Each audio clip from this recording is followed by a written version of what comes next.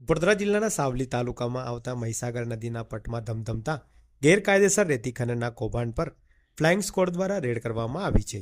રેડમાં મોટી સંખ્યામાં લાખોની કિંમતનો મુદ્દામાલ જપ્ત કરવામાં સફળતા મળી છે. ફ્લાઇંગ સ્ક્વોડની કામગીરીને પગલે વડોદરાનો ખનિજ વિભાગ ઊંઘતું ઝડપાયો છે. રેડ દરમિયાન કોઈ અનિશ્ચય ઘટના ના બને તે માટે સાવલી પોલીસનો બંદોબસ્ત સાથે રાખવામાં આવ્યો હતો. વડોદરા જિલ્લા તથા આસપાસમાં ખનિજ સંપત્તિ વિપુલ પ્રમાણમાં આવેલી છે.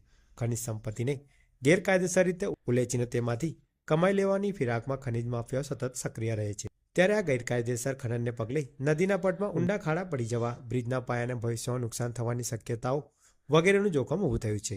આ ખનન રોકવા માટે સાંસદ તથા ધારાસભ્યો દ્વારા જિલ્લા કલેક્ટરની સંકલનની બેઠકમાં અવારનવાર અવાજ પણ ઉઠાવવામાં આવ્યા છે. પણ ખનિજ માફિયાઓની પ્રવૃત્તિઓ પર લગામ કસવામાં વડોદરાનું ખાણ ખનિજ વિભાગ નિષ્ફળ રહ્યું છે.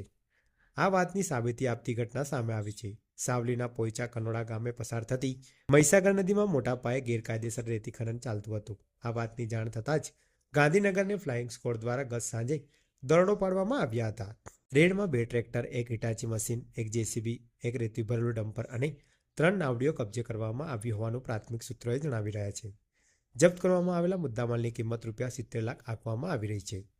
સૂત્રોએ ઉમેર્યું કે રેડ દરમિયાન કોઈ પણ ખનિજ માફિયા ફ્લાઇંગ સ્ક્વોડના હાથે લાગ્યો નથી. એ આશ્ચર્ય પ્રમાણે તેવું છે.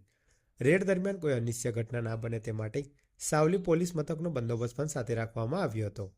ફ્લાઇંગ સ્ક્વોડ દ્વારા મોટી કાર્યવાહી કરતા વડોદરા ખાણ ખનિજ વિભાગના અધિકારીઓ ઘટના સ્થળે દોડી ગયા હતા. હાલ આ મામલે સાવલી પોલીસ મથકમાં ફરિયાદ નોંધવાની તજવીજ હાથ ધરવામાં આવી રહી હોવાનું જાણવા મળી રહ્યું છે.